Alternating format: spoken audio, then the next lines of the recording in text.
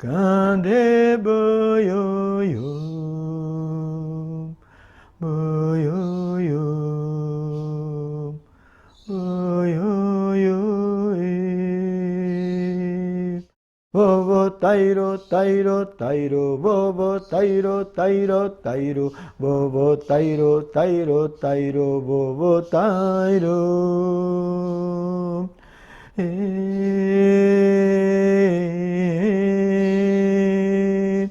Kande boyo yo, boyo yo, boyo yo.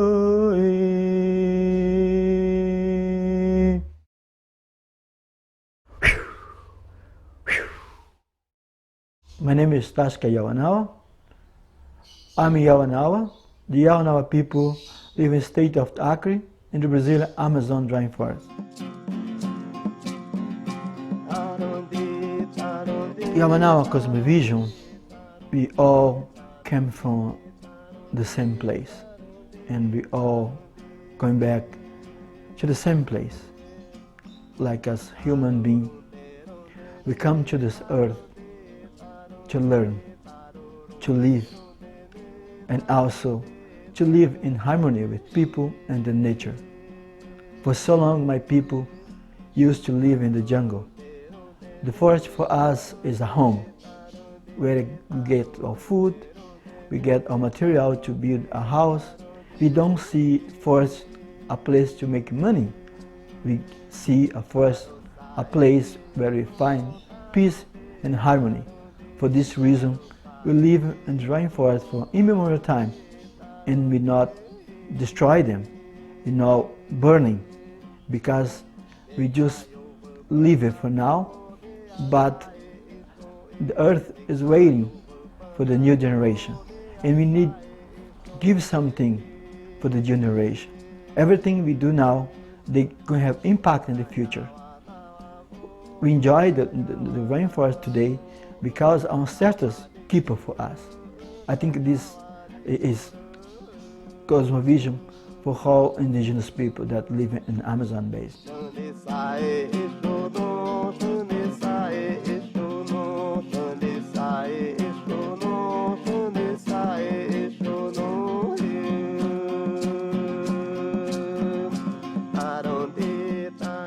Tata is a special human being. He always giving to us a lot learning. One learning we have since we were kids, to respect the little frog, the little birds, and respect the nature.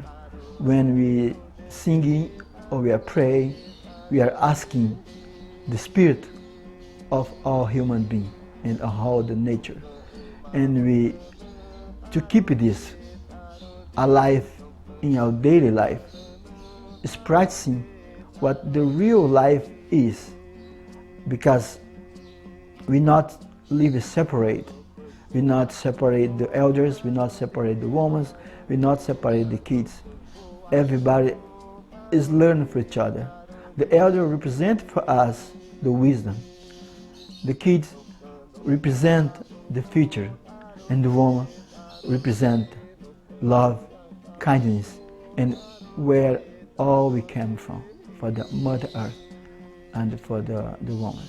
That makes us the equilibrium, how we can interact with each other, not just be alone, because nobody lives alone. We all depend on each other, and if we are together, we are more strong. When we separate that, we create that kind of division society, where we have a society more in power, other no power, but we want everybody to participate actively. The Yawanawa people, they broke the taboo to have the first woman shaman. That's in our history never happened. And Tata opened these doors because two young ladies come to Tata and ask they was ready to do the diet. And Tata was laughing and asked them, you really have a courage? They say, we are ready, we are here. And Tata asked my dad. And my dad say, it's not about me, it's not about woman, it's about spirit. A lot of people in the community was against that. They was complaining about it because that was not for women, but they proved it. They was isolated in the jungle for the whole year and they do diet and they become very respectable for the community and they change the whole life. We are breaking the taboo to survive it as indigenous peoples also because we need interact with this world today. One side we have people that going to be a diet for 6 months or 1 year, and another side all the young people going to university, they go to Cuba, study medicine, or they're going to study law and college, and we have this balance. Like today, I can interact with these two worlds. I can be a leader of the Yawanawa people, speak the Yawanawa, leading my people, and also when I get out of the community, I can speak the whole international community straight from our vision. We don't have intermediate. I think the indigenous people today, they need to live in these two worlds. One world, the traditional world, that keep us as indigenous people. And other side, we need learn the Western education to interact, to defend ourselves. And also, for another side, we need grounded in our tradition, in our cosmovision, because when indigenous people lost that, they lost the way where they come from. When indigenous people link it there, it's very clear like a highway. You know where you come from, where you're going.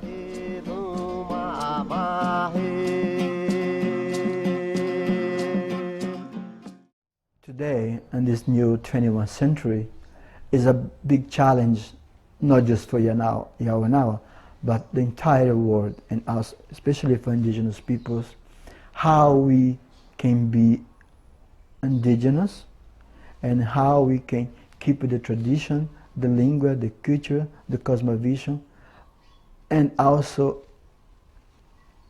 interact with the world.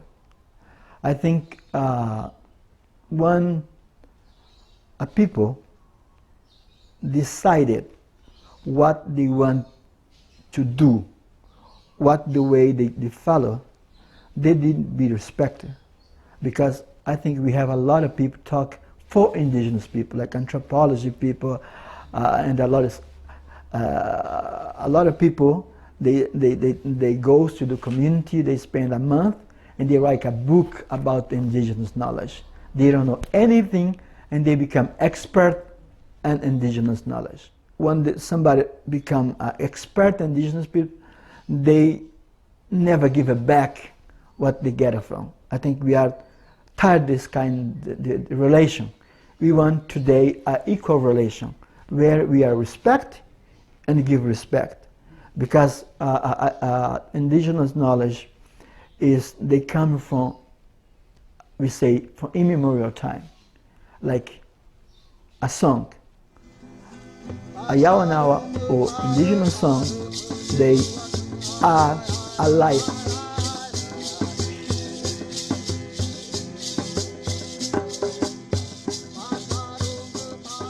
The indigenous tradition, they renew every morning.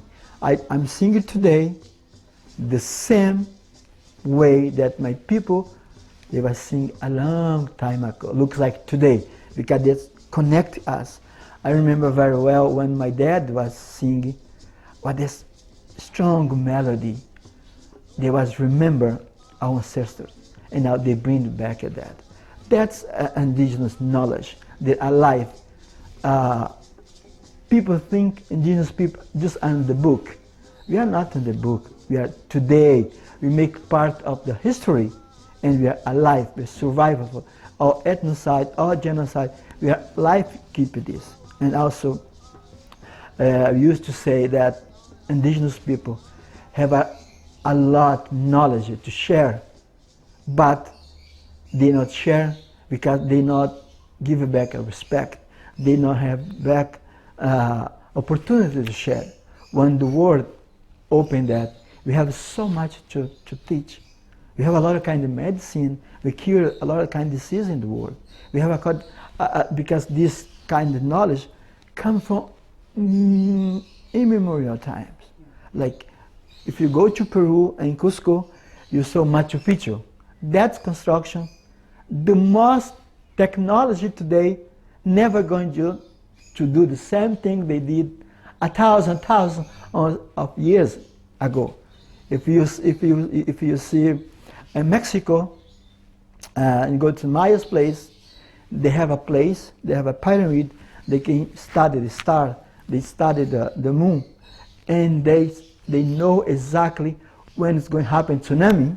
And today, the most high technology, the Japanese didn't know when the tsunami come from. That's mean we are beyond of the technology of today. That's some kind of example that we have how indigenous people have so much to contribute for the holy world.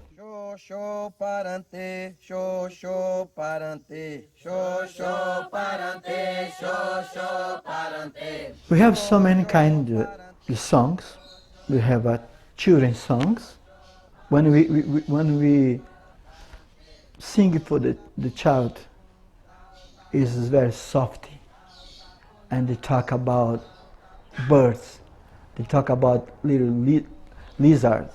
They talk about little frogs, and how the little world is open for the little kids. When we talk for adults, we have this kind of link with ancestors. We have this kind of link with the nature. For this reason, when you're singing, you're asking for the power, and the power really come and be present. When the shaman is praying for healing, his body is right there, but his spirit goes to many places. And he pray inside a pot, poetry, ceramic, and he prayed the whole night. He put him up and prayed. And after he spent the whole night, he not repeat any word. He can sing it for the whole night, the whole year. He not going to repeat any word because he sing what he see in his vision. And when he's finished, that yucca root become a powerful medicine to heal, to cure the person. The material world and spiritual world is inside the songs. When you pray that, it looks like a code. When you sing that, the spirit will understand why you sing. The language is very important for indigenous people because inside the language have much kind of interpretation that inside, and the language make us to talk more soft to each other. Like when I'm in the community, when I talk with my people, we are so kind with each other, we're so lovely. When you use Portuguese, it's so rush, then there's very cold. Like when sometimes I speak English, it's much colder than the Portuguese. When I speak Yawanawa, it's more soft and more friendly. People understand very well.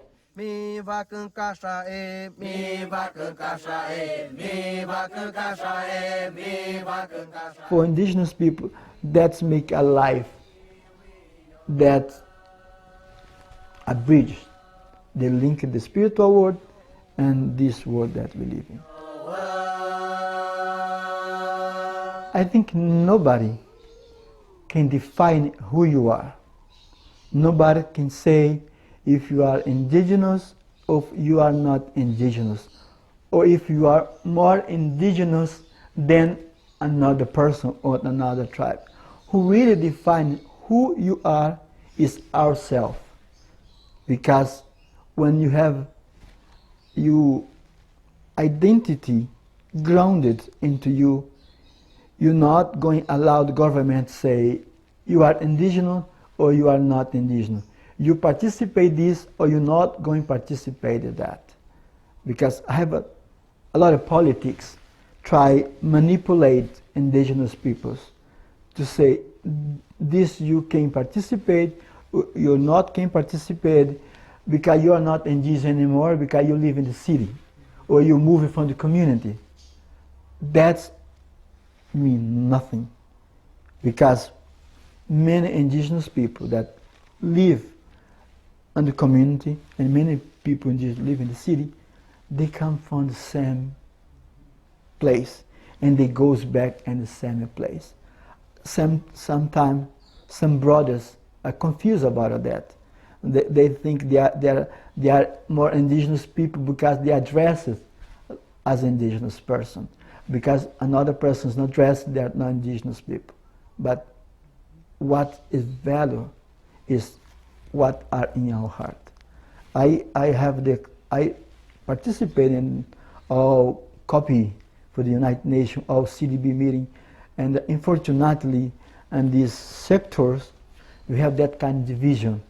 We have a lot of working group where you, as indigenous people, you can participate, you cannot participate in, and that's a kind of politics that's also happen in grassroots communities.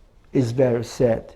What I used to say to the people is that let's not allow the colonialism manipulate us. Let's be free our mind, let's be free ourselves, see each other like a brother and sister, see each other like a human being. It's very sad when you see in high level or in low level this kind of conflict. But what's mean to us is that it's much better we united than we divided. Today we are facing the challenge. The big challenge is how indigenous people going to define it.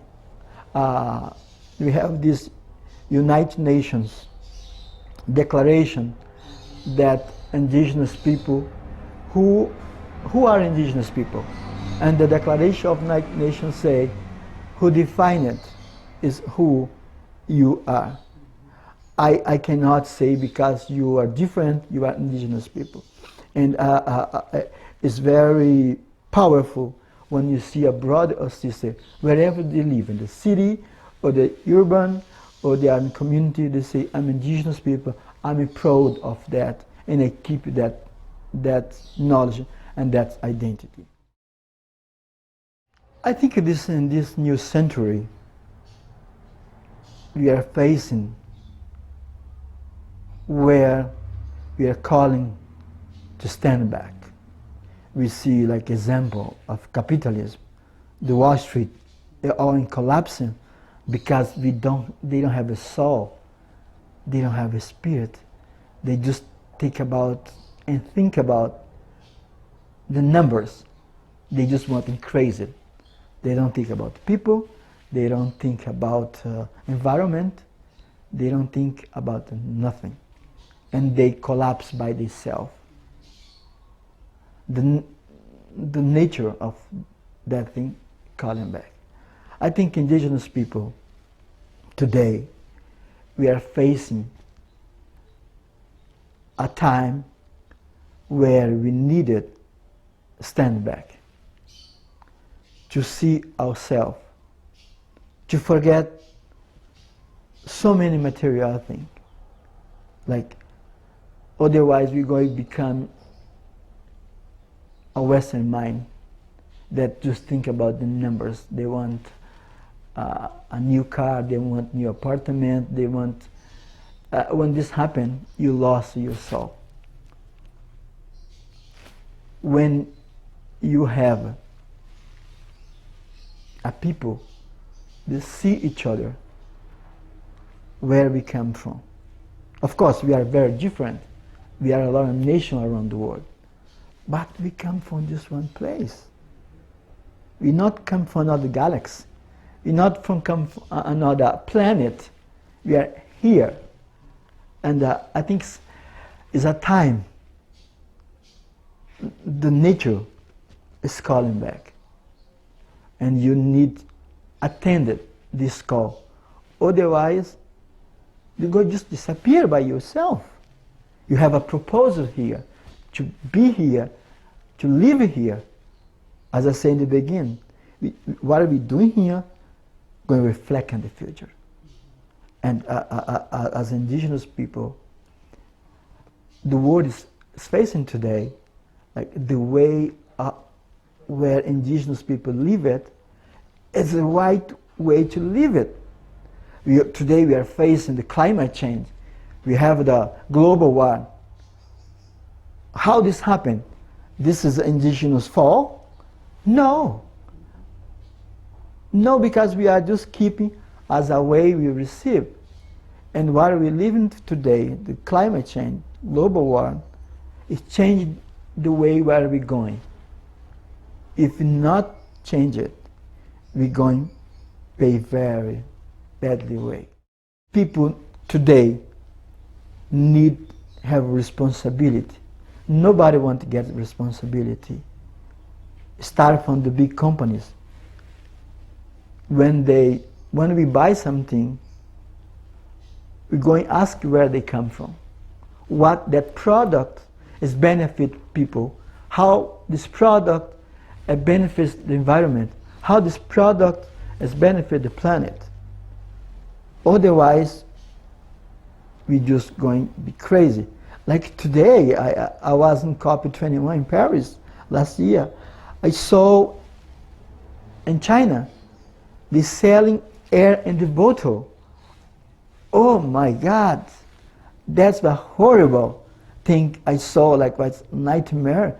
People they were selling pure air from Canada. And China is the example, is the manual what you cannot do with our planet. I think we need to learn from that. Think about selling the air, yeah. And when we live in today, when we talk about how we're going to survive it and how we're going to keep what we still have it. We still have a forest. That's the whole world needed that. And I think I used to say a responsibility for each one of us that live in this planet. And not just for indigenous people. And for everybody. If each one of us take a step, we're going to change the world. The only problem, people is in comfort zone. They don't want to get out of the comfort zone. Everybody is going to talk about revolution, but nobody wants to get standard. And also, we live all in the global community. Wherever I do in my community, will affect you here. If I burn my forest, the rain going to lie here. If you pollute here, they're going to affect me with flood. And wherever we do, we affect each other because we are living in the same planet, the same global village. For this reason, it's all responsibility of each of us. People that live in the jungle, people live in the city, people live in the island, wherever. Let's do our part. And this way we're going to have a better planet for us.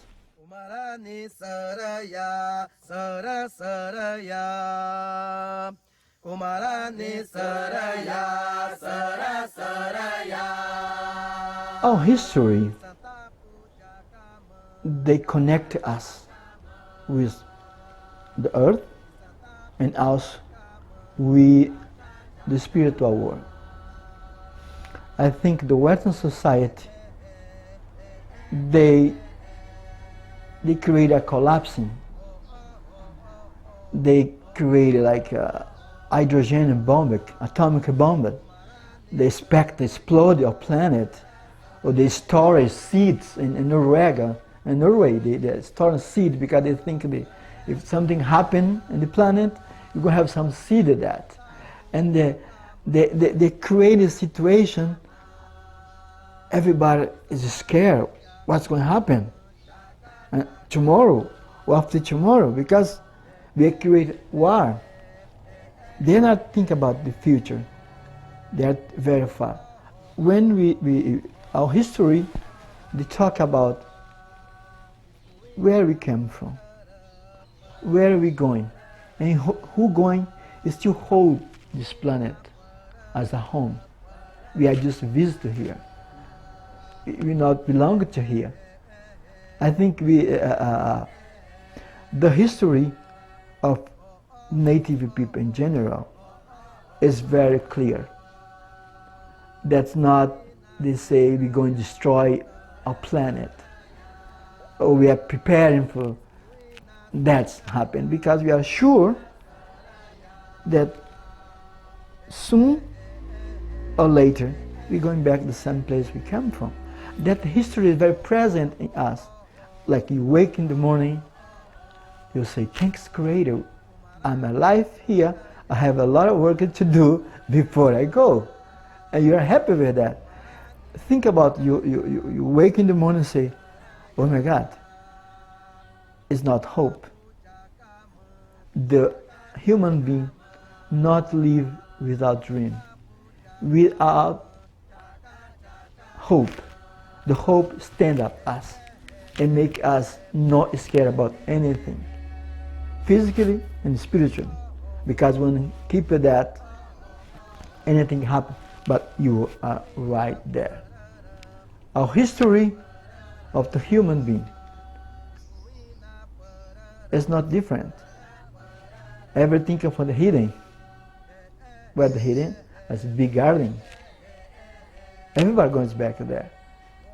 And we are still there. I hate this idea of about the European bring the education. They said they don't have education in America. They bring from Europe. They're totally wrong.